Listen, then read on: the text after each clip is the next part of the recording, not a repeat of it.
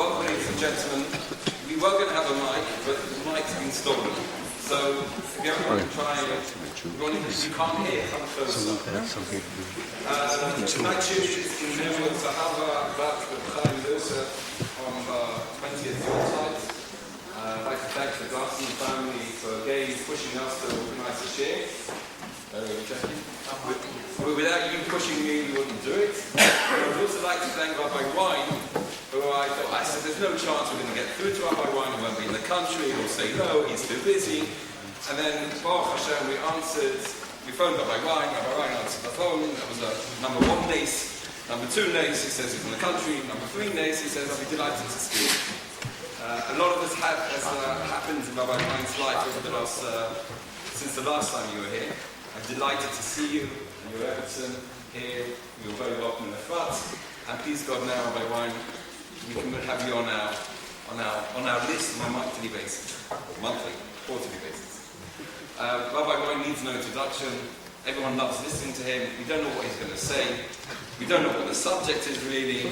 But whatever comes out, will come out of this ship feeling happy and will give us a chizuk to go through the Yom HaDin and it's on Friday night. Ladies and gentlemen, Rabbi Wein.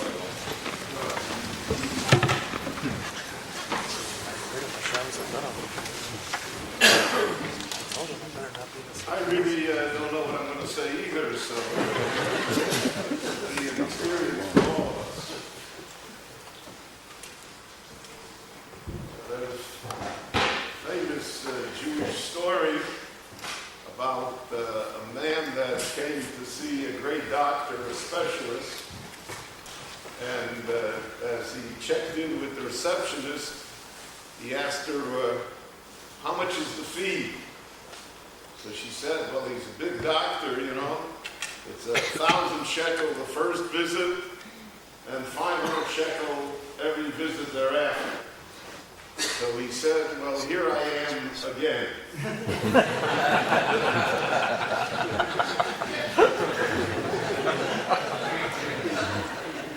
So here I am again. As a corollary to that joke, the doctors finished the joke differently. The man goes into the examining room and after it's all over, he says, well, doctor, and the doctor says it's the same as last time.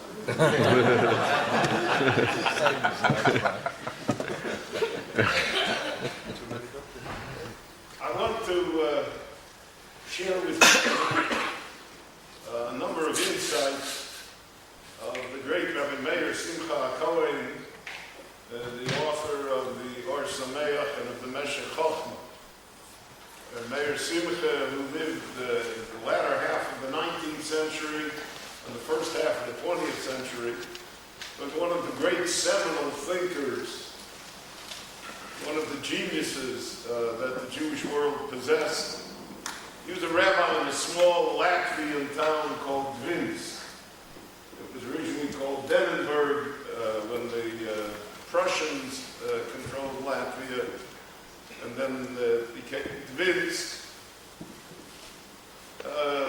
He was offered many, many great positions in Lithuania, very large communities, because he was so well known as a scholar and as a creative person. But he never accepted any other positions, because he said if you're a rabbi in a small community, you have time to learn, you have time to write. If you're a rabbi in a large community, you know, the Ludwigs get to you, and you won't have time for all of this. And therefore he remained in Vinsk his entire life. Vinsk was a very interesting community. It was Latvian and Lithuanian, so he was the road for the Ashkenazi community. However, it had a Hasidic component in the town, mostly Chabad Hasidim, and interestingly enough, the other great genius of Lithuanian Jewry was the road for the Hasidim, the Rogachover Gaon, of Yosef Rosen. So you had like 2 giant whales in a very small pond. And that sometimes causes some difficulties and friction. The Meir Simcha wrote the famous work Or Sameach on the Rambam. It's one of the classic commentaries to the Rambam. He himself had a very tragic life. He had an only daughter who died, left no descendants, and therefore, for instance, the yeshiva Or Sameach is named after him. There are many things that are named after him. But his commentary to Chumash, to the Torah, called Meshech Chochmah, so he himself said that as great as he felt the commentary to the Rambam was, the Or Sameach, he said he will be remembered because of the Meshech Chochmah. The Meshech Chochmah lately is having a revival. Lately is coming into vogue and into study. It's a very difficult book, and the style and the prose is difficult. Rabbi Yehuda Copperman of Michlalah spent a number of years on the book, writing footnotes to it and explanations. You could say that he's the redeemer of the book. So he has a number of ideas that, some of which I want to share with you tonight. There's a posuk that we will recite in the Seder Kaporos. I don't know if chickens make their way to Efrat or not. So the whole minute of Kaporos is a very interesting thing, just as an aside. The Aruch HaShulchan, the famous posek of Lithuanian Jewry, writes that the minhag is not Jewish and it should be canceled. And he says any rabbi that will be successful in so doing, he said, I will defend him in this world and in the next.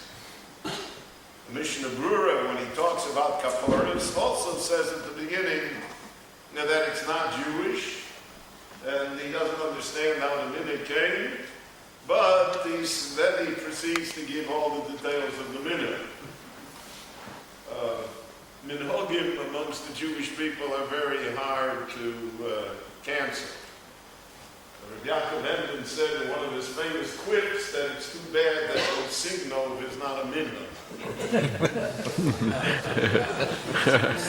Love Signov. It would be a minhag that would be more observed and done. So the minhag of Kaporos in Litva was almost exclusively with money.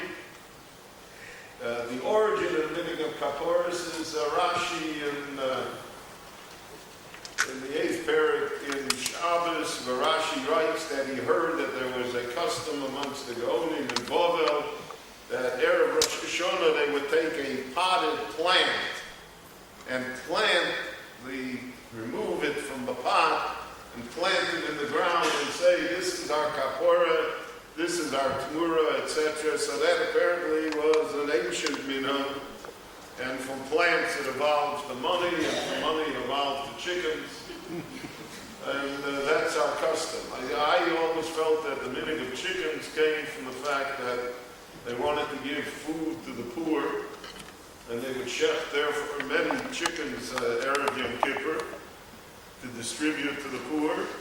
And so as long as they were doing an act of charity, so they said, well, this should be our spus liyom adin, and then the minhag evolved from there.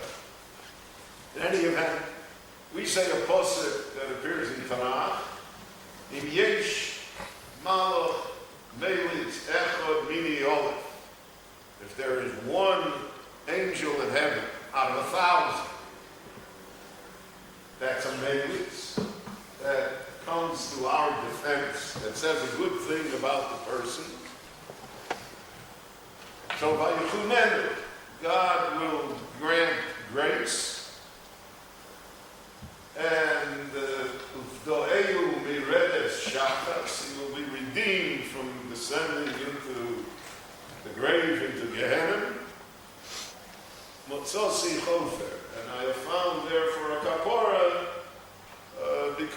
this one malach. So I want to ask you, you got 1,000 malachim, 999 say, the guy's no good. You got one malach that says, yeah, you're all right, we can do something. So usually 999 to 1 is a pretty good majority. You're speaking to a rabbi that was once elected 21 to 19. So I felt it was an overwhelming victory. So 999 to 1, what do you mean? The Rebbe Shalom says we're going to give him chayim, dohayim, we're going to shachas, we're going to redeem him. Really, if you think about the pasuk, it's weird. So the Meir Simcha says the great insight. He says, what is life? Let's define. L'chaynu l'chayim, melachofetz b'chayim, l'chasveinu b'sefer ha'chayim, l'mancha v'kim chayim. Yeah, wonderful. What is life? So he says that Judaism defines life as potential. Od bo nishmoso, yikav l'tzur yeshuoso, he's still alive, he can do something. There still is potential. So until now, he was an awful person, that's true. But maybe he'll be a better person. Because we have a rule, mitzvah goreres mitzvah. A mitzvah drags along another mitzvah. You have no idea. Rabbi said, Bocha Rabbi, and he said, Yesh kol le'olamo b'shor achas. You can achieve eternity in one moment, one thing that a person does. And therefore its potential. And then the question arises, the malach that's Melis, malach who says good things about people, says, look at the potential. He could still do something. I remember when I was a Rav in Miami Beach, so I had the honor, I can't describe the experience that I had. The Ponevisher Rovs, I could tell you, were basic honor. There were people who built the Jewish people after the Shoah. Maybe 20 people. The Baron Cutler, the Schatzkes, here Rabbi Yudel Finkel. One of them was the Ponevisher Rov, who bought his hill in Bnei Brak when Rommel was at El Alamein. So he wintered in Florida. In Florida then, Miami Beach was far different than what it is today. So then, there were kosher hotels, and the wealthy Jews from all over the world would come and spend 2 to 3 months in the hotels. There weren't condominiums, and there wasn't Boca Raton. It was a different Florida. And I was the rabbi in Miami Beach. So I went to visit him one day in his hotel, and he said to me, you can help me. I said, how can I help the Rav? He said, I need somebody to go with me 2 times a week, 3 times a week. I raised money for the yeshiva. When you come, I needed somebody to drive me. So I grabbed the opportunity. I spent, 7-8 hours a week with him, and it was just marvelous. And he was the world's greatest fundraiser. He could take money from a rock. And they loved them when it was over. So I remember we once went to someone who was a very wealthy man. And the Rav was raising money. He was built then orphanages for children after the Shoah, children came after the Sephardic immigration to the country, children from dysfunctional families. He had about 300, 400 children. And he was building schools schools for them, and dormitories for them. And they got older, he married them off. But you have no idea what Jews were, what Jews are, not what's in the paper. So he spoke to this man and he said, for $25,000, which then was money, he said, you can build an entire building for me. And look at the merit that you will have. And he really did the job on the guy. The guy got his check. And he wrote out a check. And I was the bag man, so I took the check. The Rav never took the check. I looked at the check, and the Rav says to me, come on, look at that. How much did he write? So I said to him, he wrote $2,500. The Rav looked at him, and he said, you forgot a zero.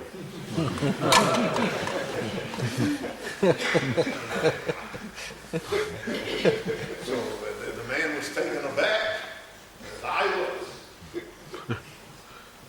The Rav said to him, listen, you have the potential to give $25,000.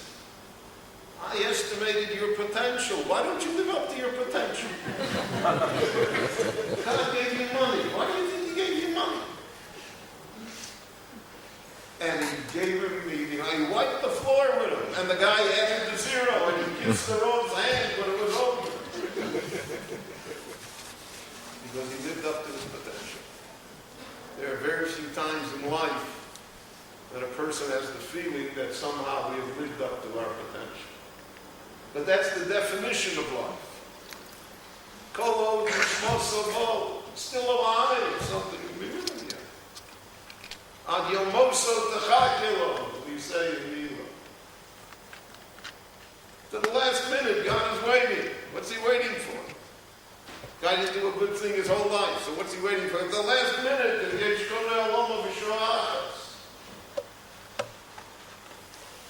live up to his potential, to be something. Now, potential in our lives is something that we rarely catch up to, but we should know that it's there. Achitzi mincho v'hol. It's farther than you are. That was the sign that David made with Yehonasan. If I tell you the arrows are beyond you, then that's a sign that we're all right. Because of the fact that you're chasing your potential. I had a Jew in Miami Beach, believe it or not, Satmar Chassid in my shul, and his avocation was that he owned a dog kennel and they raced greyhounds in Miami Beach. There's dog racing, and he owned greyhounds that raced. And he used to always say, Rabbi, come, you'll sit in my box, you'll watch it, and I'm going to the dog racing there. Football game, maybe. So I always was mishtamet, I always got out. And one day he comes, he says, I know you don't want to go to the races, but come to my farm, come to the kennels, you'll see how we train them. So then I had no excuse. He was a big member of Jew. So I went. So how do they train the greyhounds? They take a live rabbit and they throw it out in the field and the dogs chase them until they catch them and eat them. It's a wonderful thing to see.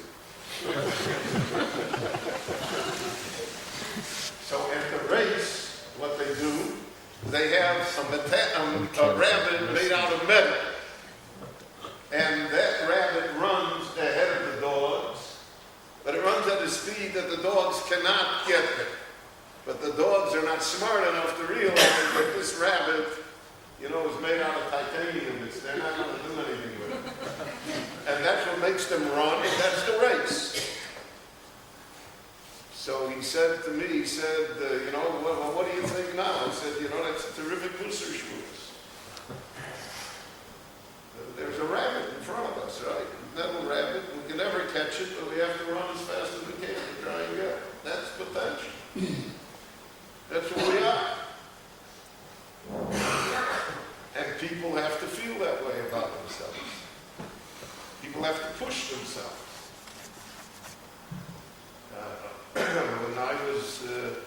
the head of a school in Muncie, at a yeshiva for over 20 years.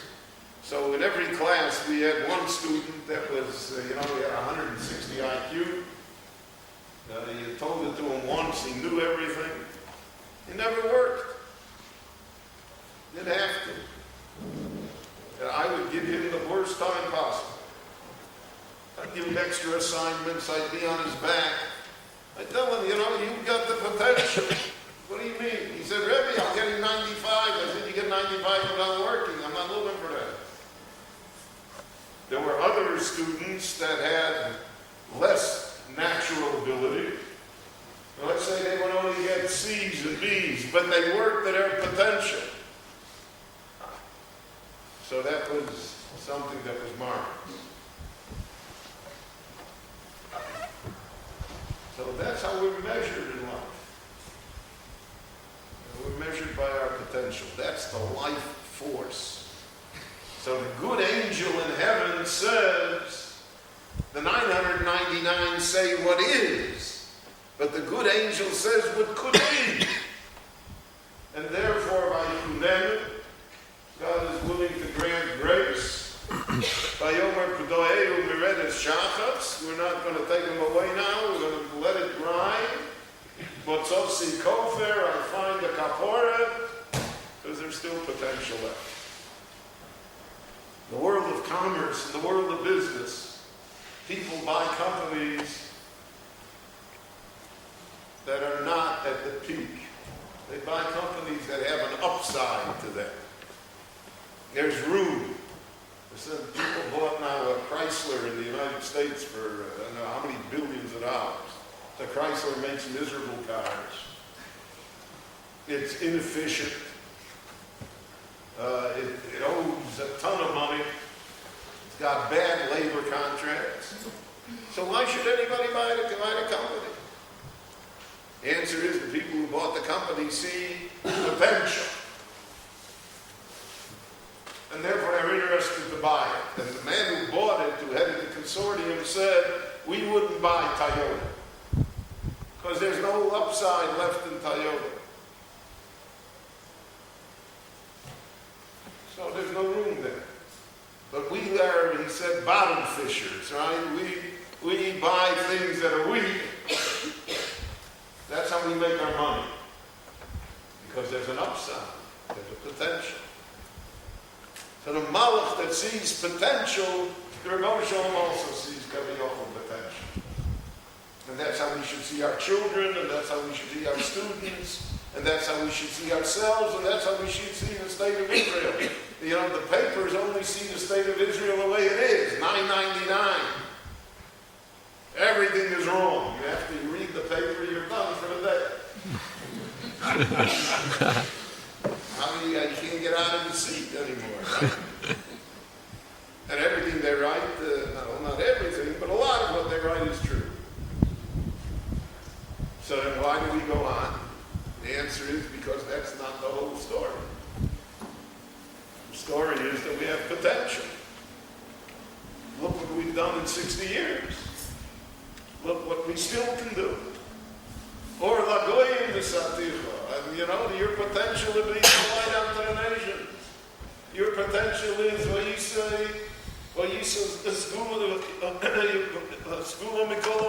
you're a treasure. You're mamlechas kohanim v'goy kadosh. What do you mean?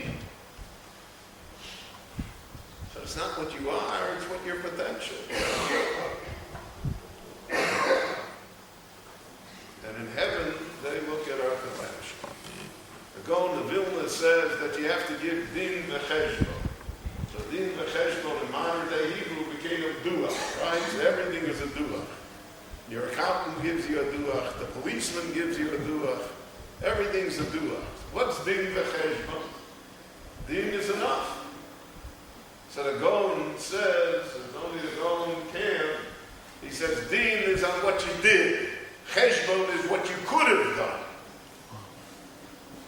So the Rabboni Shalom, who is Bochem Koyos V'lei, who knows us, so his din is not only on what was done or what was not done, his din is on Cheshbon, right? What could have been done? You could have added another zero.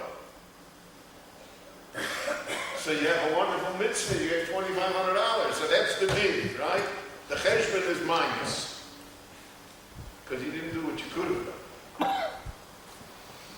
You didn't push yourself. And therefore, that's a whole different way to look at life. It's an entirely different view of everything that exists within us.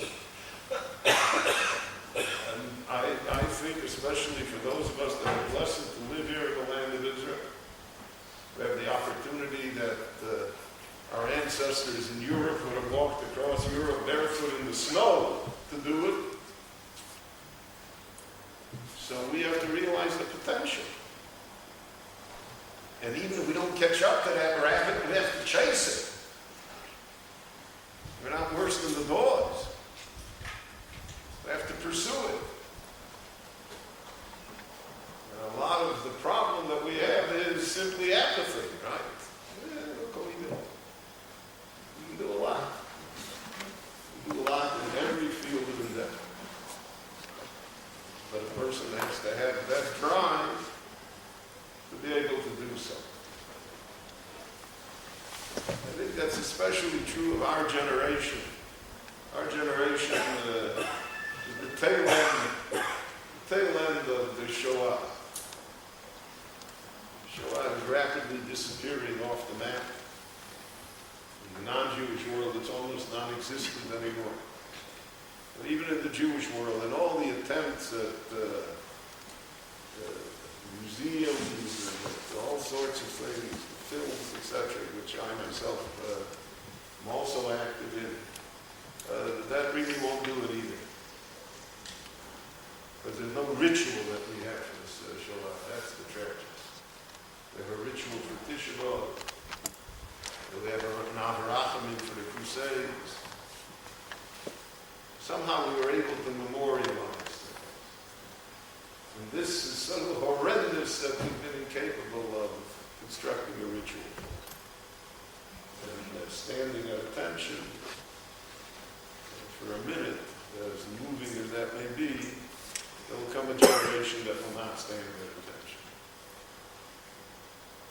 And anything that does not have a halakhic framework to it, sooner or later does not survive in the Jewish world.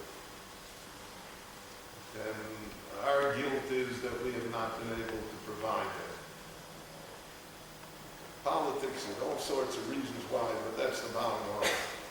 In any event, there's a museum in Yerushalayim called Yad Vashem. And in Yad Vashem, there is something called the Children's Museum. The Children's Museum was donated by a man from Beverly Hills by the name of Spiegel. I knew Spiegel. I know the whole family. So he was a Hungarian Jew. He and his wife and his 5-year-old son went to Auschwitz in the spring of 1944. And 10 months later, 11 months later, he and his wife left when his son was killed in Auschwitz. He came to California, he came to Beverly Hills, he made a fortune. They had other children, but his lost child haunted him. And in a gesture, he gave $9 million to Yad Vashem to construct this children's museum. And the entrance to the children's museum, on the wall, is a picture of his son, his 5-year-old son. And he dedicated it to the 1.5 million Jewish children under the age of 12 who were done to death by the most advanced civilization in Europe. So you walk in, I'm sure that many of you have been there, you walk into this tremendous room, enormous room, and it's pitch black. It is so dark that you just cannot put one foot in front of the other without holding out to the handrail. And as you walk, slowly your eyes become accustomed to the darkness. And you notice in the darkness, through the genius of the designer, reflected through water and metal and mirrors, there's like one candle that's burning in the middle of the room, and that one candle emits an entire series of pinpoints of light that are part of this dark room. And there's a voiceover that plays a tape. And the tape it reads the names of children. Chaim Greenberg, 3 years old, Warsaw. Sarah Levine, the 9-year-old, Kovna. Names. So when I would happen to be in Yerushalayim on the day that the museum was dedicated, I saw the notice in the paper. So I said, I'm going to go and see it. I know Stiegel. I've been to Holocaust museums all over the world, so, I'm blasé already. I'm going to see a room full of shoes, I'm going to see a room full of suitcases, I'm going to see a room full of toys. I said, that's it. So you're utterly unprepared for this. And you hear the names until you can't bear it any longer. And as I ran from the room into the blinding Jerusalem sunlight, for the first time I thought to myself, I said, my name is not on the tape. He meant me too. He meant all of us. But my name is not on the tape. So if my name is not on the tape, then I'm here for a reason, then I have to do something. To try and help build the Jewish people. I got to chase that rabbit. I have to try and realize potential that lies within me. Because my name is not on the tape. That's the Malach Echad Melitz Miniyah. Meshech Chochmah says that after a person departs from the world, so then might have it, right? So then if the vote is 999 to 1, then the person is lost. Because there's no potential left. There's no potential, so whatever it is, right? Can't do anything more. But as long as we are blessed with life, so then there's no limit to what we can do.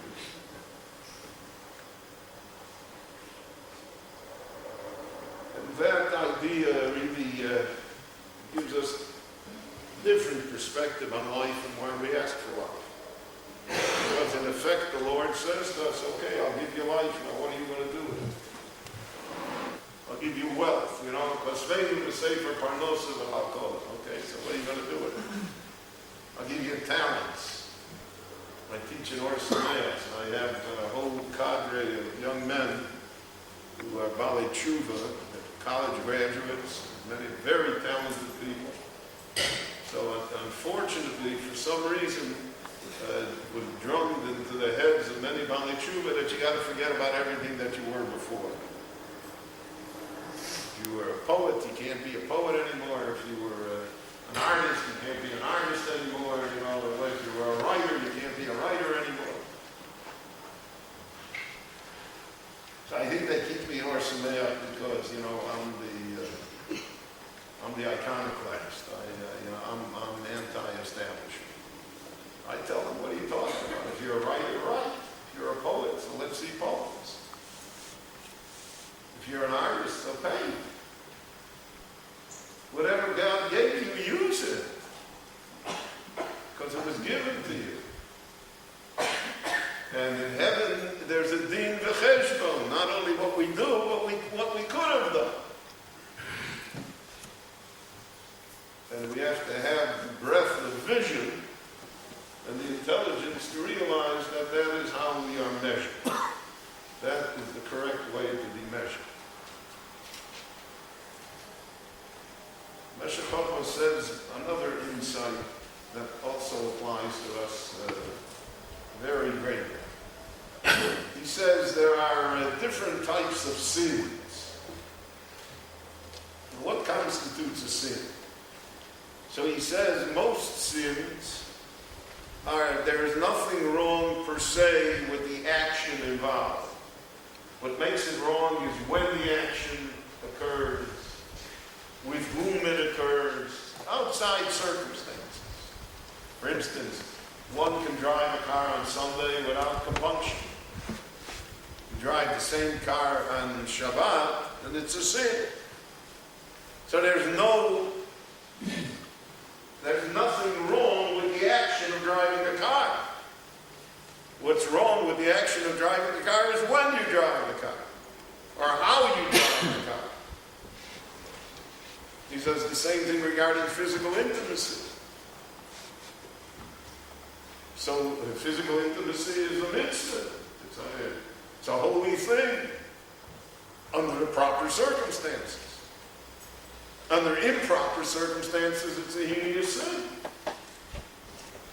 He says there are even murder, taking someone else's life. There are circumstances when the halacha allows it. Not only allows it, mandates it. Abola horgo, somebody is coming to kill you. Ashkem Orgeo, preemptive strike, fly over Syria.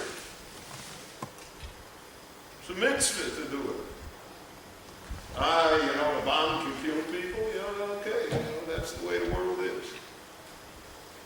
We are not the turn the other cheap people. Turn the other cheap people about being murderers. So, these are sins, but the action per se is not the sin. The sin is because of the circumstances that are involved. That's the whole concept of halacha in the Jewish life. That's really what the Shulchan Aruch and the Gemara is all about. It describes circumstances. But the action itself is so almost, what could we say, neutral. Morally neutral. But the Meshech Chochmah says the one exception to all of these ideas is Avodah Zorah. Avodah Zorah is never justified. And not only that, Avodah Zorah is even a person's thoughts. It says Among Tfos es Beis Yisrael B'libon, the Navi Yechezkel says. God, ordinarily what a person thinks about, you're not accountable for it. Even though God knows about it, you're not accountable for it. So we all have fantasies, etc., whatever. But Avodah Zorah, if you think about Avodah Zorah, you're accountable. You're caught in the trap. The Rambam says Avodah Zorah is the root of all the sins in the Torah. All the lavin in the Torah are because of Avodah Zorah. What is Avodah Zorah? So we think Avodah Zorah is, an 18-foot Buddha. Which is Avodah Zorah. I remember I was once in Japan, and I was the head of the OU, so in 1974, when the Arab oil boycott was on, so there was a plant in Japan that the Israeli government, the Rabbanut, wanted to buy glycerin from. You can only buy glycerin made from petroleum. From every barrel of oil, so the best part goes for airplane fuel. The next part goes for gasoline. And the next part goes for diesel fuel. And the next part goes for heating oil. The bottom of the barrel, the sludge, is what we eat. That's the food grade glycerin. That's what they make. So they give you pause. It's kosher for Shemitah, so they have this plant in Osaka, full square city block, brand new, technologically great, and the tank cars of oil come in one end of the plant, and the tank cars of glycerin come out the other end of the plant. And it's all pipes, So I spent 2.5, 3 hours in the plant with the chief engineer and everything. We saw how to make up the system, how we could check the tank cars, make sure that everything was fine. Good, it's all over. He says to me, Rabbi, you have a few minutes? That's the only time I'm in Osaka, so why not? So we go across the street. He says to this beautiful park. In the middle of this park is this fearsome statue of the Buddha. Like, absolutely fearsome. And the 8 arms. So he says to me, you see that? He says, that's my God. He has 8 arms. I look at him and say, he's not sure mine. You name it, right? You have 28 arms. You get what happened here? The rabbi saw, based upon the Torah, that Avodah Zorah is what we make and worship. We worship ourselves. He says. We should stop saying that this is our God, what we have created.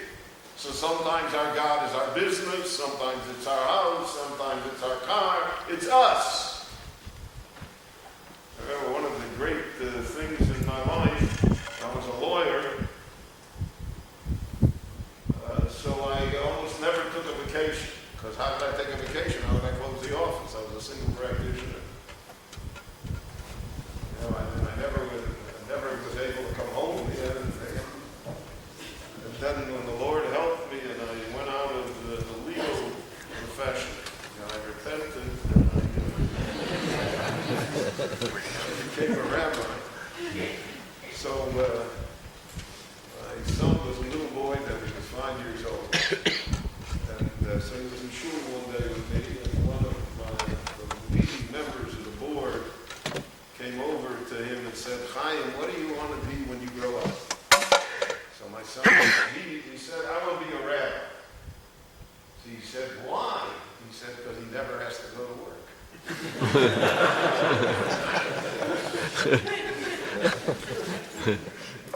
It's true. So, that's Avodah Zorah. Avodah Zorah is the glorification of self. And the Torah warns us about it. The Torah says,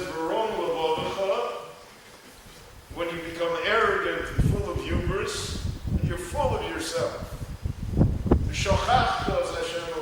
Then you forget God.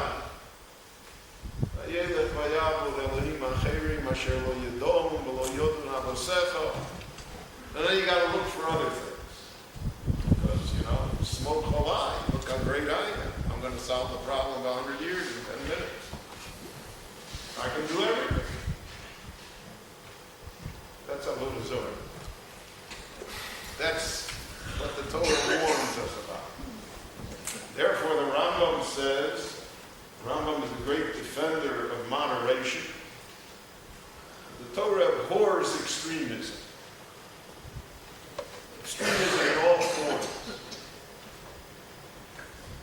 The Rambam says it's only a temporary expedient sometimes. If you have a tree that's bent all the way in one direction and you want it to stand straight, so you have to take a rope and pull it all the way to the other direction for a month, for 2 months, for 3 months.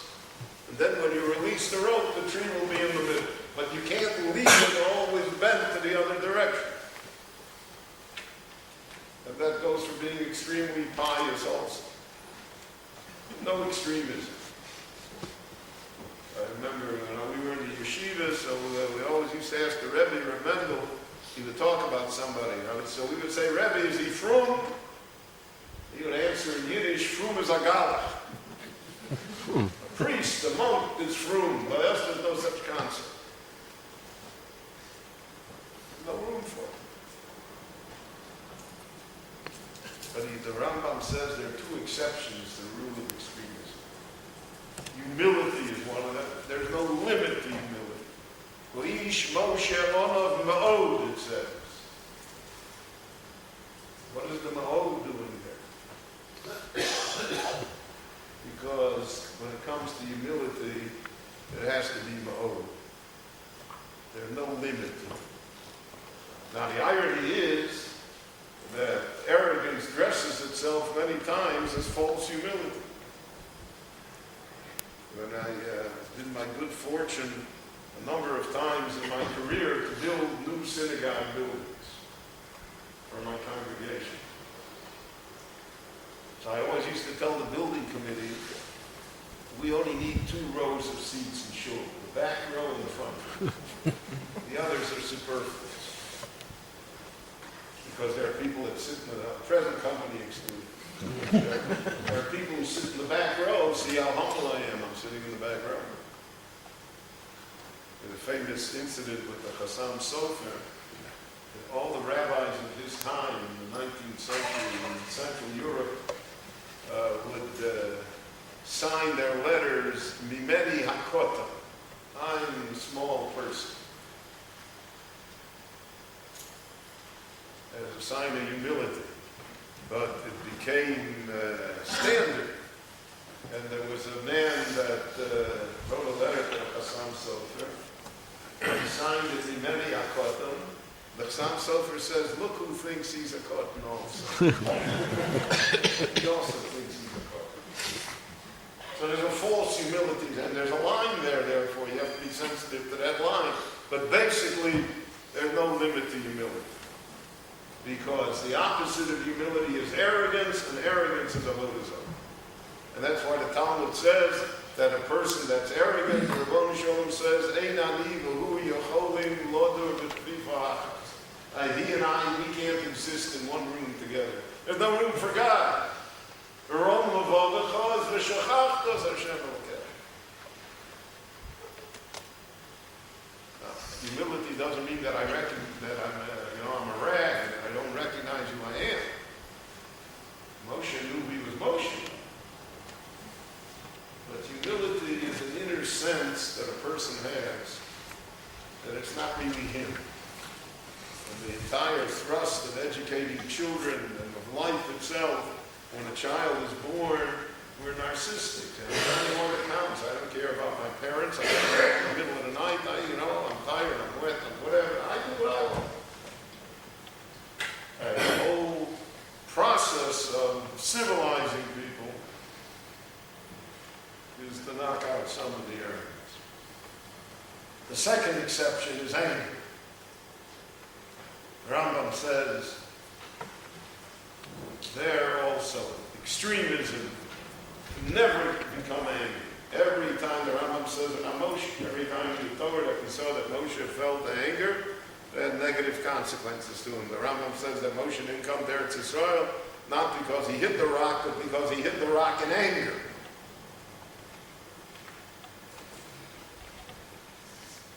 So anger is a very negative thing.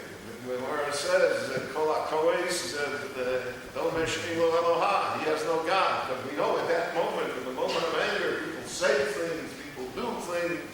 They're not in control. My father-in-law, blessed memory, was an orphan when he was 10 years old from his father and mother. And his older sisters didn't know what to do with him. So the custom in Lithuania was that they brought children to the Rav. The rabbi had to take care of them. That was part of the rabbinic duty.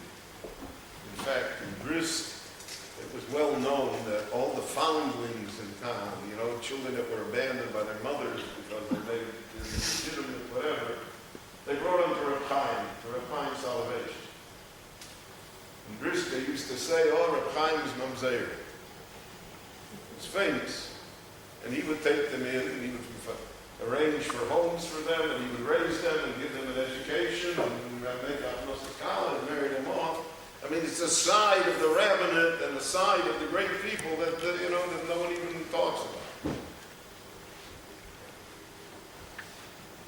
So, my father-in-law's sisters brought him to the Chofetz Chaim. And Rabbi dumped him there. And he lived for a few years in the house of the Chofetz Chaim until he was old enough and the Chofetz Chaim put him in the yeshiva and got him a room, and he was one of the book. So he would tell these stories about the Chofetz Chaim. None of the stories appear in our scroll. None of the stories resemble anything different. One of them. And I'm a great fan of Art Scroll. And I'll just use Art Scroll as an example. Yeah, all the fantastic stories and the fantasies that have no relevance to us, that don't speak to us, that speak about perfect people. As except for rabbis, I don't know any further.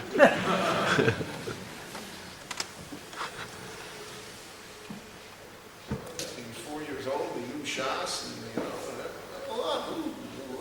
what's that got to do with me? I'm more older than 4, and I still don't know Shas. So they don't become a role model for us. It becomes a fantasy. So he told me as follows. The Gemara says that Kohanim have a temper. Kohanim Raschoneh. They have a temper. The Jewish joke about it is because they wash their hands and they never give them anything to eat after. Kohanim are they're high-strung, sensitive people, holy people, so they have so the Chafetz Chaim had a temper. My father told me, so sometimes things happen in the house, or people from the community came, or incidents happened. So the Chafetz Chaim would feel himself becoming angry. When he felt himself becoming angry, he would stop and excuse himself from the conversation. And he'd walk into the corner of the room and he'd talk to himself. And you said, Yisrael Meir, you're getting angry. Kas, it's going to help you. If you get angry, it's going to be better. And he would talk to himself. Till he talked it out of himself. It was a catharsis. When he talked it out of himself, then he went back and he finished the conversation. So to me, that's a story that everybody can relate to. That's a tremendous tactic. Before I made Aliyah, I had in my desk about 1,000 letters that I had written to people, synagogue presidents, other rabbis, but I never mailed them. I wrote them, I never mailed them. So I felt better and never reached the light of day. I burned them all.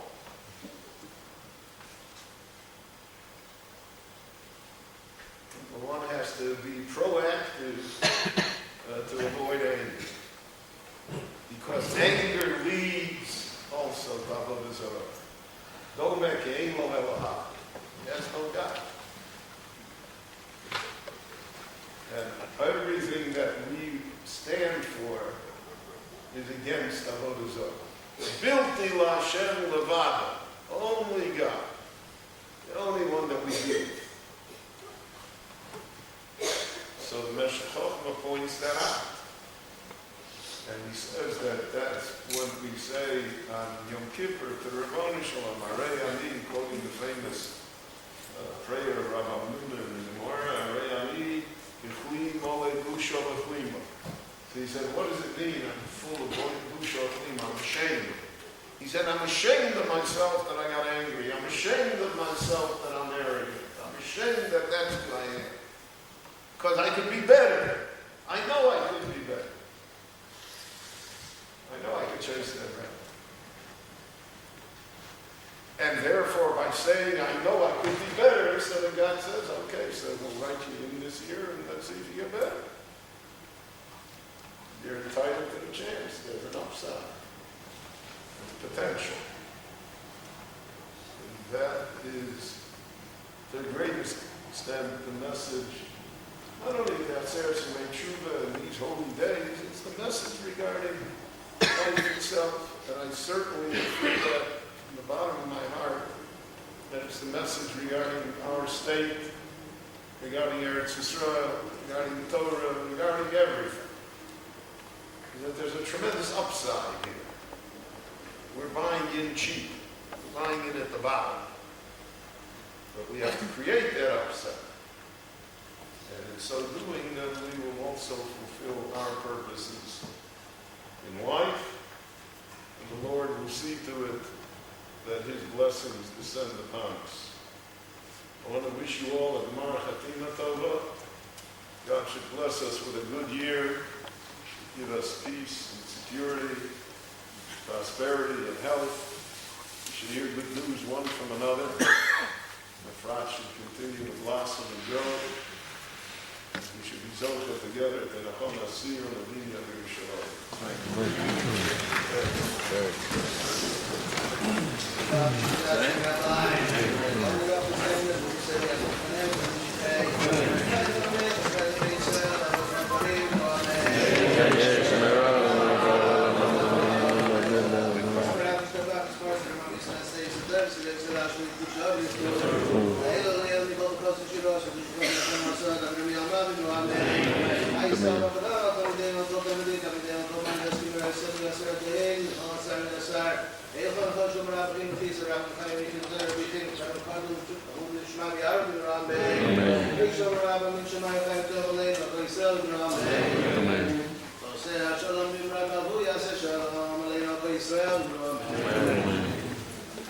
Thank you, Rabbi Wein. One of the natural things when you're giving a Muster Josh or a Chizuk, you always think, if that person's good enough to give it. Rabbi Wein, now my opinion, I think the opinion of everyone here, is a person whose potential is not slowing down in age. He's always going further and further. A new film, a new book, a new history tape, another thing. Now, Kosh Baruch Hu give you the koiches to Panshich, further and further.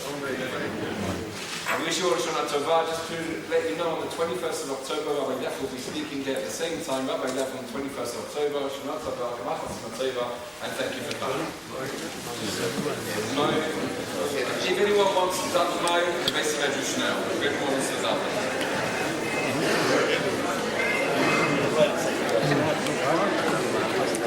It's an amazing talk by Rabbi Wein in memory of Wein, his 20th yahrzeit.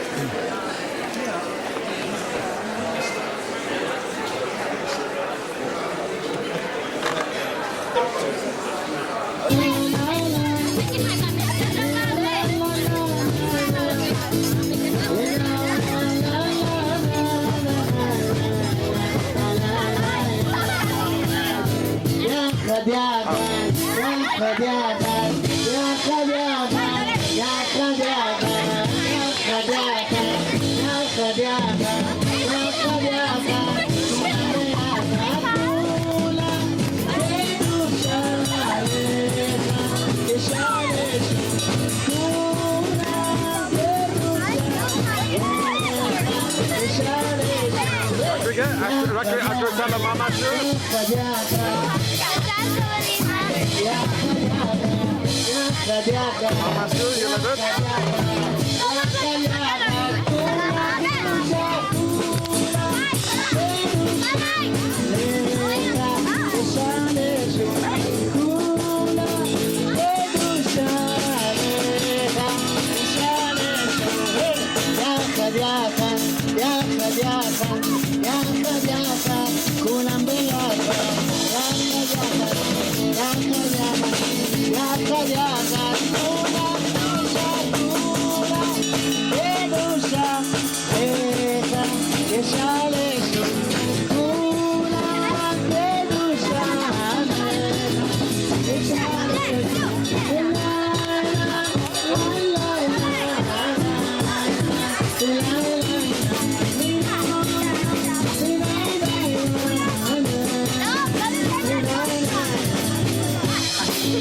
die play,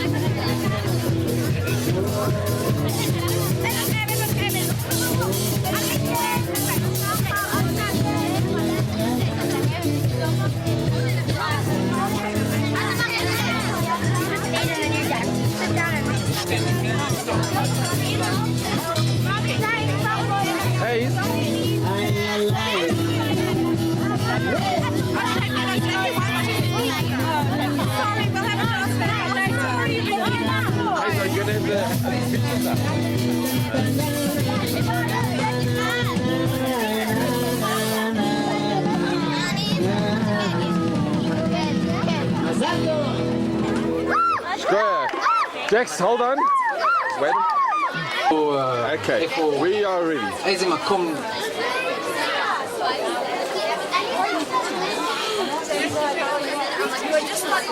אחד ואחד שהגיע לערב הנפלא הזה, לפני שאני אתחיל עם כל הברכות והלאה והלאה, כמו שראיתם, קיבלת כמה, אני לא יודע אם זה מחמאה או אם זה סימני שאלה מהחברים שלי. למה אני כל כך איזי? אני צריך להיות מאוד לחוץ, אני צריך להיות מוטרדת, כי הכל הולך איזי. אז בעצם, ברוך השם, זכינו לבת מצווה הרביעי והאחרונה שלנו, ואחרי קצת ניסיון אז יודעים שבת מצווה זה דומה לחתונה, אבל זה לא בדיוק אותו דבר, אבל אני לא אגנוב את מה שעליזה צריכה להגיד. אז אני מאוד שמח שכולם כאן, ונתתי לכם צ'אנס לאכול משהו וגם לשמוע את המוסיקה הנפלאה של מוישה בוימו והצוות שלו, וגם הבנות עשו את מה שהם רצו לעשות. אז בלי ללחוץ על קלת הבת מצווה אני רוצה לקרוא לביתי עליזה לעלות לבמה.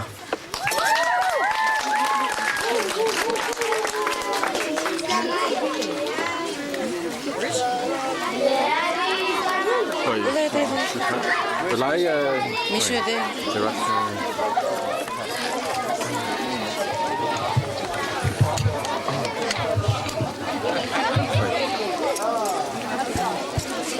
אוקיי, אולי... ערב טוב. כולם בבקשה לשבת. ליבה. אלוקינו שבשמיים ובארץ. למיקרופון. אלוקינו שבשמיים ובארץ. הקהל הטוב, אתה דואג לכל זכויותיך. האהבה שלך מעבר אותי אהבת עולם. מודה אני על שנות נעוריי המאושרים. נתת לי מכל טוב אב ואם, אחיות, וגם אח. יקרים לצידי שמניחים אותי בעצה, באהבה ובעזרה. אבי שבשמיים, הנחה את ליבי לבחור בדרך הטובה ולא לעשות מהדרך הישר. כשאחותי התחתנה, מישהו סיפר לנו על שתי אחיות שבאו לזכור שתי סמלות כלה ושתי זוגות נעליים וכולי. הם החליטו לחגוג את החתונה ואת הבת מצווה בערב אחד. אני חשבתי שזה ממש מצחיק. אני עדיין חושבת. אבל עצם הרעיון של ילדה שנהיית בת מצווה מתלבשת ככלת הבת מצווה, משך אותי לחשוב. מאיפה זה הגיע, המונח כלת הבת מצווה? הרבה פעמים אנחנו משווים את מעמד הר סיני לטקס החתונה שבין איש ואישה. וכך אני מבינה, וכך אני מגיעה להבנה יותר עמוקה. בעצם כל אחד מאיתנו חווה את מעמד הר סיני בימינו היום. ראשית, מקבלים עול מצוות של נעשה ונשמע. אני היום בת 12 ומוכנה לקבל על עצמי את כל המצוות. את אלו שהוריי למדו אותי כבר מגיל צעיר, את אלו שעדיין לא למדתי, את אלו שאני מבינה ואת אלו שלעולם לא. אני מוכנה לעשות ואז לשמוע ולהבין. ובעזרת השם, שנית, אזכה לקיים את חלקי השני, החלק של מעמד הר סיני, בלתי ובזמני, החלק של החיבור הנפשי, הרוחני והגשמי, החלק שבו הקדוש ברוך הוא ישכון בתוכי, ביני ובין בעלי. אבא שלי תמיד מזכיר לנו בכל רגע גדול בחיים שלנו, שזה רק ההתחלה. זה תמיד ההתחלה, ובכל התחלה צריך גם לזכור את הסוף של הרגע הגדול הקודם, שהרי בזכות אותו סוף יש אפשרות להתחלה חדשה. And now I'd like to say a few words in English. Thank you, Hashem, for everything you do and give me. I'd like to thank my parents for this amazing, amazing party. And wow, am I enjoying myself? I hope you too. Also, for all the help and support, all my life, I love you, and I love you so, so much. To all my wonderful sisters and fantastic brother-in-law. I feel so lucky you're in Tanya and Michal, Zahava. You always help me, and especially for tonight. My speech, the invitations, scrapbook, my hair, the necklace, the decorations, and all the schlepping. Tonight is your ear's Hebrew birthday. So let's all drink to the party.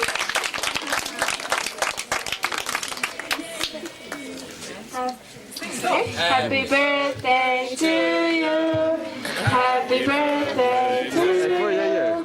Happy birthday to you. Happy birthday to you. Thanks to Granny Ma for being here. You always add so much to Simcha. And we're so excited to have you here. We love you so much.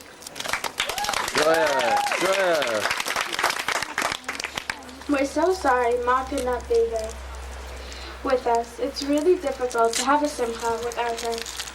We really miss her so much. We love you, Ma. Zayda and Grandpa Baris, you were not Zaycha to be with us tonight. We're so sorry. It was Zayda's and Ma's dream to put in this magnificent garden together tonight with Alan Paz. They planned and planted. Thanks, Alan. It was Zayda's yahrzeit this past week. I hope he's looking down and seeing us enjoying the garden's beauty, and having such a wonderful simcha. In the garden, he wanted so much. I hope I give him nachas, now and always. Auntie Linda, thank you so much for flying in especially. We love you so much. You never missed... Meanwhile, you never missed one of our simchas. We really appreciate it. To all our Israeli family, Les, Lucy, Shirani, Tzipi, Ruthie, Yair, Sarah, Shlama, Ellie, thank you for your unconditional support and love. We're so lucky to have you here. Thank you, Ruthie, for the delicious cheesecakes. Wow, we're gonna enjoy it. It's so amazing to have my cousins, Aaron, Moshe, and Daffy, and Abby, and Alan. You're all so special to me. I really miss all the aunts and uncles and cousins who could not be here. Thank you all for coming from far and near. Please enjoy yourselves. Good.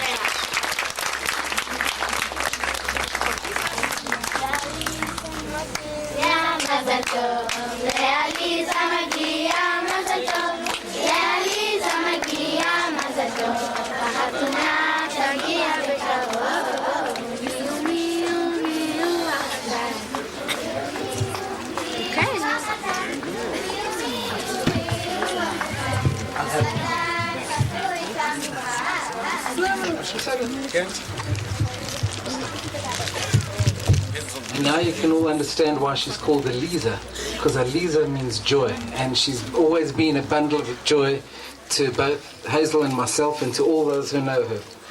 We really have a lot to be thankful for her and for all the people who played such an important part in being here.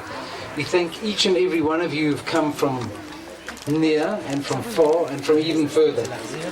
To our family and to our friends from here and from all around. I think, Maria's giving us a mention from next door over there. Come home. Absolutely. Before I call upon my young couple, I'd just like to also mention special thanks to Maish for the hours and hours that Hadassah was prepared to let him help me out over here. To John Goldberg for helping us with the finishing touches in the garden over here. For Joni and her team for her delicious catering. For Rebecca for her fabulous pictures, and if anybody wants to see how she does a wedding, phew, you can't believe it. Outstanding. For Les doing his video job as usual. Tamara Kowalski, you'll see her wedding cake, her bat mitzvah cake in the corner over there afterwards. And especially to all our wonderful, wonderful neighbors and friends who continue to make sure that any simcha is a community simcha, and we really, really appreciate everything that everybody does. Okay. And my wife wanted me to make a special mention as to, they say, unfortunately, only half my siblings are here. Les and I are here, and my brother and sister are in South Africa. This evening, both Michael and Corin phoned, and they sent everybody mazel and brocha. And a little bit earlier on, David and Mindy called from the States, and we really, really appreciate it. And however much we love our brothers and sisters, we would prefer to have them as close as our neighbors. And since we're talking about neighbors, we need to also thank especially Libby and in fact everybody in the block, because they put up with us. And sometimes they'll even put up with Maria. Have I been speaking too long? All right, I'll call Tanya.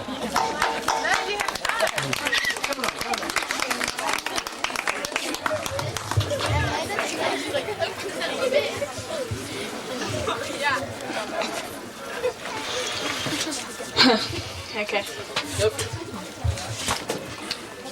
Well, I don't think I could ever speak without mentioning my grandfather. And what's a better way, as in through his sense of humor. So, for the next 10 minutes, my job is to talk and your job is to listen. If you finish before I do, pick up your hand, I'll catch on fast. Anyways, that's it. Is that Zayda for you? Yeah. Anyways, I just wanted to focus. Aliza has so many mirrors that I have so much to learn from her. My teachers always said, like, Mirov, מלמדי השכלתי ומתלמידי אף יותר, and I was okay, now כאילו התחנפות קצת, but it's unbelievable how much I learned so much from my younger sister about life, about the zest for life, the happiness, like it's unbelievable. There's a story about the Baal Shem Tov who sent one of his Hasidim, Reb Nachum, to the city of Broad.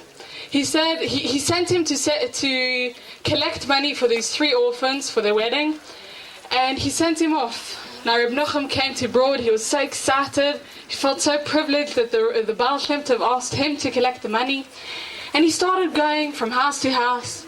But after 2 weeks of collecting only but 10 rubles, he was so broken. He sat down and he was so upset. He sat down and started crying. He said, Hashem, I don't understand. If this money was for me, I would understand, you know. If you don't want to give me the money, I would understand. But this is for these 3 orphans. This isn't even for me. It's for your sake. It's for your name. He was so broken and so upset. And as he sat down and was crying there, he suddenly hears the singing and dancing. He picks up his head and he sees this Yidele dancing around and singing. This Yidele was obviously a Ganav, because he was held by these 2 big policemen holding him down.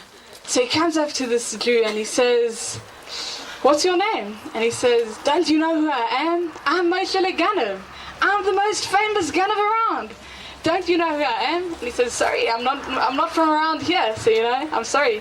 But you know what? I bless you that please God, when you get out of jail, please God, you'll stop stealing, you'll stop being a Ganav. So Moshe looks back at him and he says, what are you talking about? A Jew never stops doing what he began to do. Now, I'm not teaching anyone to stay a Ganav. Please God, if someone steals, I hope he stops stealing. But there's a much deeper understanding that we could all understand from this story. Oh my gosh, forgot the ending. Anyways. Okay. Anyways, so the Moshe Ganav, doesn't matter, I'm covering it up, it's okay. Moshe Ganav. Anyways, Baruch understood the message, and he went off and collected the money within a week. He got all the 30,000 rubles. He ran up to the base midrash of he got to the base midrash of the Baal Shem Tov. As he comes into the base midrash, the Baal Shem Tov comes up to him and he says, Baruch, Reb Nachum, how was it to meet Eliyahu Hanavi? So again, there's 2 things that I wanted to learn from this story. And the one is that a Jew really never stops doing what he began to do.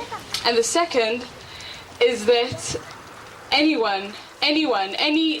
Jew, you could learn from any Jew. Any Jew could be an Eliyahu Hanavi.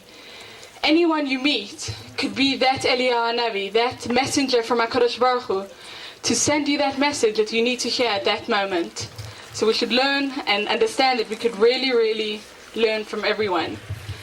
Now the thing about a Jew never stops doing what he began to do, I learn a lot from Aliza. I mean, besides for cleaning up her room, she really doesn't, she always finishes what she began. And she really, like, there's an example about a year ago, I think, her school had this project that they were all like collecting money for some cause, I'm not sure. Hope this doesn't embarrass you. Anyway,